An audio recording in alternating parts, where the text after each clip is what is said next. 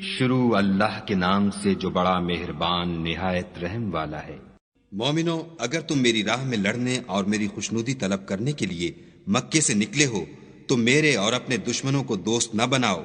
تم تو ان کی دوستی کے پیغام بھیجتے ہو اور وہ دین حق سے جو تمہارے پاس آیا ہے منکر ہیں، اور اس باعث سے کہ تم اپنے پروردگار خدا تعالی پر ایمان لائے ہو، پیغمبر کو اور تم کو جلا وطن کرتے ہیں۔ تم ان کی طرف پوشیدہ دوستی کے پیغام بھیجتے ہو، اور جو کچھ تم مخفی طور پر اور جو علل اعلان کرتے ہو وہ مجھے معلوم ہے، اور جو کوئی تم میں سے ایسا کرے گا وہ سیدھے رستے سے بھٹک گیا۔ اگر یہ کافر تم پر قدرت پالیں تو تمہارے دشمن ہو جائیں، اور ایذا کے لیے تم پر ہاتھ بھی چلائیں اور زبانیں بھی، اور چاہتے ہیں کہ تم کسی طرح کافر ہو جاؤ۔ قیامت کے دن نہ تمہارے رشتے ناتے کام آئیں گے اور نہ اولاد، اس روز وہی تم میں فیصلہ کرے گا، اور جو کچھ تم کرتے ہو خدا اس کو دیکھتا ہے۔ تمہیں ابراہیم اور ان کے رفقا کی نیک چال چلنی ضرور ہے، جب انہوں نے اپنی قوم کے لوگوں سے کہا کہ ہم تم سے اور ان بتوں سے جن کو تم خدا کے سوا پوجتے ہو بے تعلق ہیں، اور تمہارے معبودوں کے کبھی قائل نہیں ہو سکتے، اور جب تک تم خدا واحد پر ایمان نہ لاؤ ہم میں تم میں ہمیشہ کھلم کھلا عداوت اور دشمنی رہے گی۔ ہاں، ابراہیم نے اپنے باپ سے یہ ضرور کہا کہ میں آپ کے لیے مغفرت مانگوں گا، اور میں خدا کے سامنے آپ کے بارے میں کسی چیز کا کچھ اختیار نہیں رکھتا۔ اے ہمارے پروردگار، تجھی پر ہمارا بھروسہ ہے، اور تیری ہی طرف ہم رجوع کرتے ہیں، اور تیرے ہی حضور میں ہمیں لوٹ کر آنا ہے۔ اے ہمارے پروردگار، ہم کو کافروں کے ہاتھ سے عذاب نہ دلانا، اور اے پروردگار ہمارے ہمیں معاف فرما، بے شک تو غالب حکمت والا ہے۔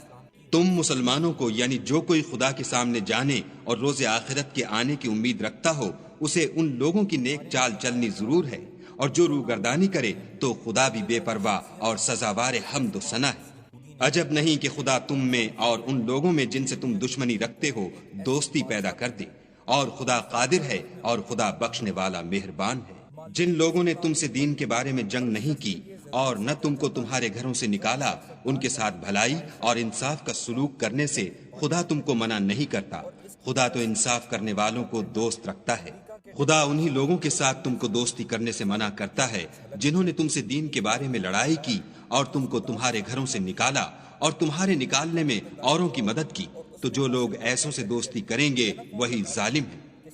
مومنو، جب تمہارے پاس مومن عورتیں وطن چھوڑ کر آئیں تو ان کی آزمائش کر لو، اور خدا تو ان کے ایمان کو خوب جانتا ہے۔ سو اگر تم کو معلوم ہو کہ مومن ہیں تو ان کو کفار کے پاس واپس نہ بھیجو کہ نہ یہ ان کو حلال ہیں اور نہ وہ ان کو جائز، اور جو کچھ انہوں نے ان پر خرچ کیا ہو وہ ان کو دے دو، اور تم پر کچھ گناہ نہیں کہ ان عورتوں کو مہر دے کر ان سے نکاح کر لو، اور کافر عورتوں کی ناموس کو قبضے میں نہ رکھو، یعنی کفار کو واپس دے دو، اور جو کچھ تم نے ان پر خرچ کیا ہو تم ان سے طلب کر لو، اور جو کچھ انہوں نے اپنی عورتوں پر خرچ کیا ہو وہ تم سے طلب کر لیں۔ یہ خدا کا حکم ہے جو تم میں فیصلہ کیے دیتا ہے، اور خدا جاننے والا حکمت والا ہے۔ اور اگر تمہاری عورتوں میں سے کوئی عورت تمہارے ہاتھ سے نکل کر کافروں کے پاس چلی جائے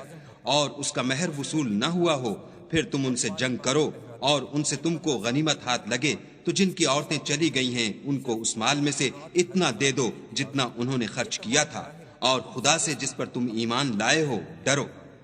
اے پیغمبر صلی اللہ علیہ وآلہ وسلم، جب تمہارے پاس مومن عورتیں اس بات پر بیعت کرنے کو آئیں کہ خدا کے ساتھ نہ تو شرک کریں گی، نہ چوری کریں گی، نہ بدکاری کریں گی، نہ اپنی اولاد کو قتل کریں گی، نہ اپنے ہاتھ پاؤں میں کوئی بہتان باندھ لائیں گی، نہ نیک کاموں میں تمہاری نافرمانی کریں گی، تو ان سے بیعت لے لو، اور ان کے لیے خدا سے بخشش مانگو، بے شک خدا بخشنے والا مہربان ہے۔ مومنوں، ان لوگوں سے جن پر خدا غصے ہوا ہے دوستی نہ کرو، کیونکہ جس طرح کافروں کو مردوں کے جی اٹھنے کی امید نہیں، اسی طرح ان لوگوں کو بھی آخرت کے آنے کی امید نہیں۔